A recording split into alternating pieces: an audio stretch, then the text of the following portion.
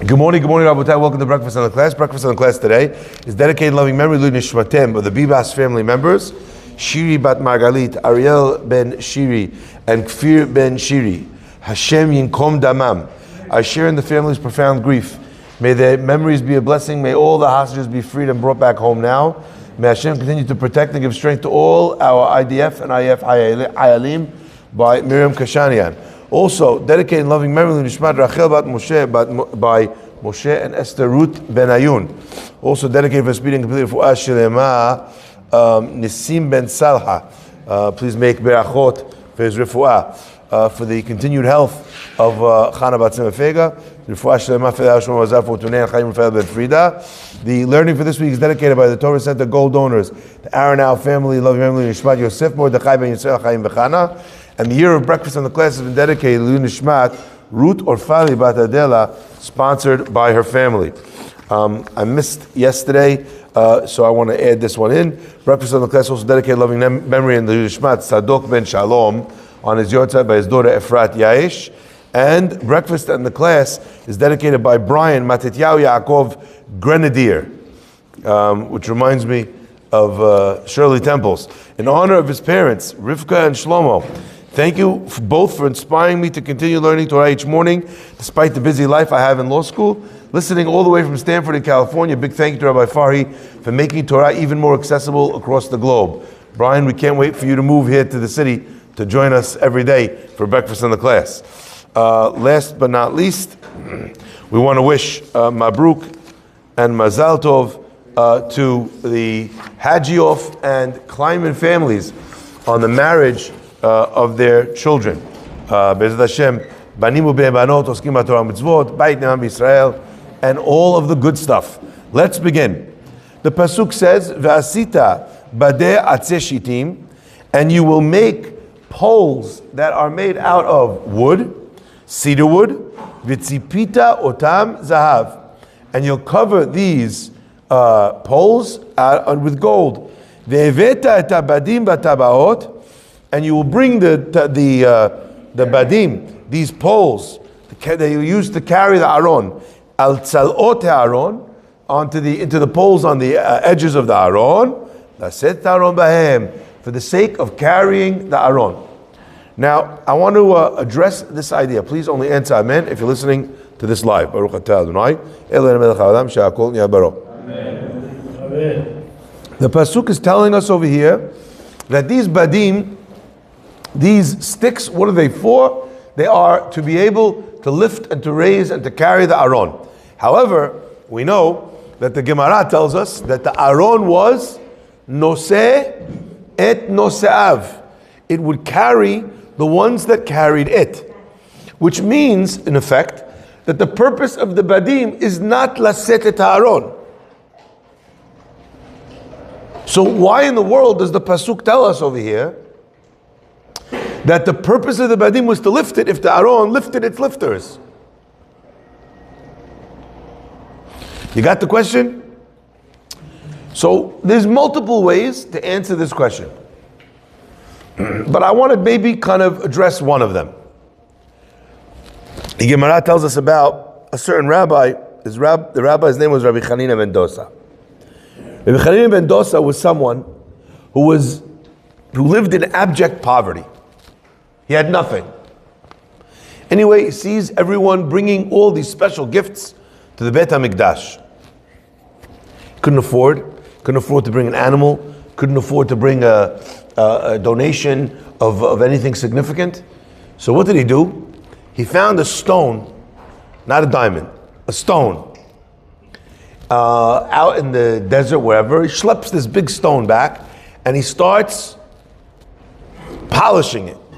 And he's polishing it, and he's polishing it, and he's polishing until the stone is beautiful, it's shining. Okay? Now he's got this heavy stone. He needs to get it to Yerushalayim.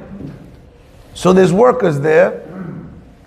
They're walking by, and the workers tell him, listen, what are you doing? He says, I got this stone. You get to Jerusalem. They tell him, we can carry it for you, but well, I can't pay so much. What's the price? They give him a small price. Okay, he agrees. They tell him on condition that you put your hand on the stone. Turns out, who were these carriers, says the Gemara. They were angels, they were malachim. That they saw Rabbi Chanina ben Dosa. Rabbi Chanina ben Dosa was, in the Gemara, a person who had a direct connection line to HaKadosh Baruch Hu of the sort that all it would take was a couple words from him and his tefillot would be answered. He's the one that it says about him that he has no money for olive oil for Shabbat, and his daughter comes crying and he says, don't worry. Same person who makes olive oil light could also make vinegar light. Light the vinegar. Vinegar is not flammable. His daughter lights the vinegar and the vinegar burns. So Rabbi Chanina ben Dosa was someone who lived in the realm of miracles. These people, what do they say? They tell him, listen, you want to carry the stone, then no problem. But you put your hand also. Put your hand on the stone too. Like you're also going to help us lift. He puts the hand on the stone and he's transported miraculously to Yerushalayim. Instantly to Yerushalayim. The Farshim ask, if the angels are lifting the stone and they're bringing it to Jerusalem, and the whole thing's a miracle, why do we need Rabbi Chanina ben Dosa's hand on the stone? And the answer is that for God to do miracles is easy. And in fact, oftentimes, a person will experience something that can only be construed as a miracle from Hashem. And I don't know about you, but I've experienced many of them.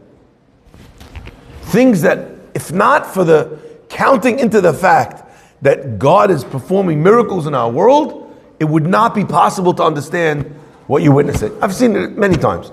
I shared yesterday in our ladies' tefillah class, one of my favorite ones. You'll have to see that one if you want to hear those, so I'm not going to repeat it now. But many times, you'll be able to see something. What are the odds? Impossible. That can't happen. And it happens. The Gemara is telling us that while for God miracles are easy, He doesn't perform them for people who don't make an attempt to put their hand in the game. Literally, the Malachim said to Rabbi Chanina ben Dosa, skin in the game, you got yourself a deal. No skin in the game, you're out. Now, what I loved most about this teaching, that when a person wants heaven to intervene, they have to do something themselves to be able to bring that miracle. They have to take part in it. What we learn from that is something remarkable. The Aron is going to carry you. But what do you need to do? You need to walk up to the pole, you need to bend down, you need to put your shoulder on, you need to make the motion of lifting it, and then what's going to happen? And then it's going to lift yourself. Not only is it going to lift itself, it's going to lift you. But if the person did not go to carry the Aron would not go by itself. So it was noset nosav. But it wouldn't travel without nosav. It needed the people to be able to put their hand on the stone to be able to bring the miracle. My friends, I want to give you a way of looking at this idea. A lot of times, HaKadosh Baruch Hu is giving tremendous beracha to a person. The problem is, the beracha is not landing. Sometimes people will come and they'll tell me, Rabbi, I don't know what's going on. It's not like I'm missing opportunities in business. The opportunities are coming. The offers are coming. The investment is there. Somehow, every time, for one reason or another, I can't close the deal. Everything is lined up, and then the 90th minute, Daka Tishim, something happens. What should I do? I need beracha from Hashem. I said, you're already getting beracha from Hashem. You just can't hold the beracha that Hashem already gave you.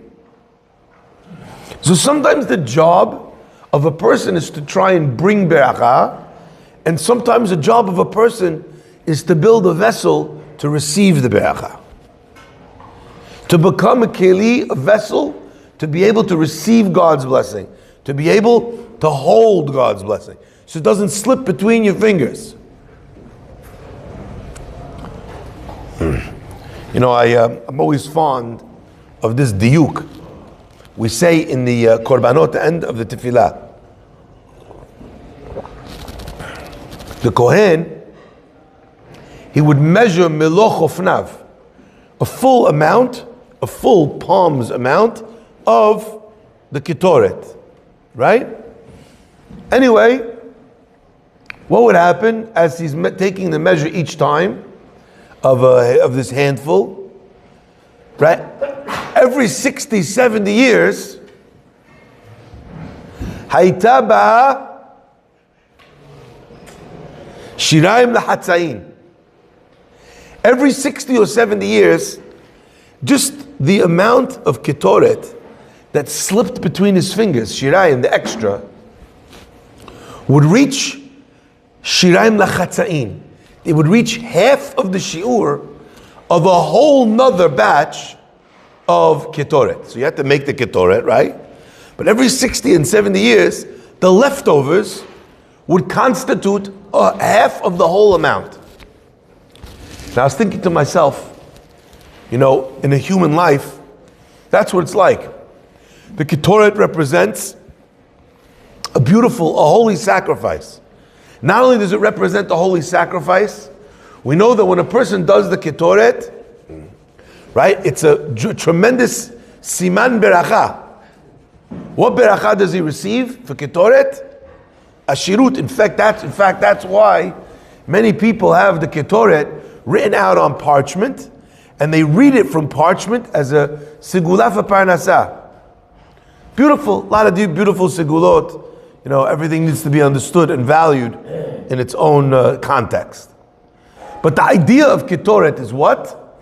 Is to be able to bring a beautiful smell to the Beit HaMikdash. The smell of the ketoret was unbelievable. It was such a delicious smell. The ketoret says we say every day, that a person, they couldn't stand, it was lo yachol la'amod mipnei reicha. It was so amazing, the smell, that it was tantalizing. It drew you in. No one could kind of hold back. It was a very beautiful smell. And you filled that isher reach nichoach, that special aroma in the Beit HaMikdash for the sake of honoring HaKadosh Baruch Hu. Now, my friends, this ketoret, where was it brought? It was brought on the Mizbeach HaPenimi. Right? Very special. To bring on the Mizbeach inside. What did they do on Yom Kippur? They took it to Ketoret, and where did they bring it? Into the Kodesh HaKodashim. What other korban gets brought in the Kodesh HaKodashim? None. That means that the only time we go in is on Yom Kippur. The only korban that we bring in is Meloah Mahta, a pan filled with Ketoret into the Kodesh HaKodashim. That's how high, that's how holy the Ketoret is. My friends, what we're learning over here is that in life, when it comes to Parnasah, or when it comes to opportunities, or when it comes to Torah, or when it comes to mitzvot, you could have half a lifetime's worth of mitzvot. Shel shirayim lahatzayin, slip through your fingers. Just the leftovers. Just the extra 5 minutes. Just the time that you're waiting for the Uber or for the train. Just the time that your appointment didn't come on time. So what do? We take these moments, grab our phone, nothing. Scroll, social, emails. We throw away these little moments in time, leftovers in time. I have 20 minutes after tefillah. I have 10 minutes here. I always mention that Rav Moshe Feinstein, when he made a big siyum, he asked his grandchildren to come, and they said, Grandpa, you made a siyum over 101 times on Shas. How often you want me to come to your siyum HaShas? Enough with the siyum HaShas already. Rav Moshe Feinstein said, no, this one is special. I really want you to come to this one. Comes, and the rabbi says, you know why this one's so special to me? Because this time round Shas, I finished only using the extra minutes I had of my time. Only the extra 10 minutes waiting on the train, only the 5 minutes for the Uber, only the appointment, only those times. I had a special seder called extra time, and in the extra time, that's what I finished. My friends, understand this concept. In a lifetime, shishim or shivim shana, hayta ba'as shiraim, lahatzain. It could be half of your life's purpose. It could be just wasted in those moments. A person wants to be able to achieve the miracles. They want to be able to achieve great things in their life. Says the pasuk, you put the badim in the Aron, laset, in order to carry the Aron. Because miracles happen, but only when people attempt to make the lift. I'll end with this because the rabbi has to start his shiur, and I have a brit milah at exactly 8:45 on the corner. So it's in exactly 1 minute. I'll end with this. Rabbi Chanina ben Dosa, who made all these efforts, was still required to put his hand on the stone. And I think what we're learning over here is that a lot of times a person puts in so much effort, but they forget to put in the effort in the last possible moment. So you built the Aron, but you didn't try to carry it. You polished the stone, but you didn't try to bring it to the Beit HaMikdash. How many things, mitzvot that we do, we take it all the way to the 1 yard line, and then like Russell Wilson in the Super Bowl, we can't figure out how to get it into the end zone. My friends, our rabbis tell us, hamatchil b'mitzvah. Someone starts a mitzvah, omrim lo, gimor, finish, take it across. And if a person feels like, look, I tried everything I can to get the job done, and I can't, my friends, in that person specifically, do we tell him, Gemor, all you need to do now is just put your shoulder there. Laset bahen. It's going to lift not only itself, but it's going to lift you up as well. Baruch Adonai le'olam. Amen ve'amen. My friends, we're not going to say Kaddish.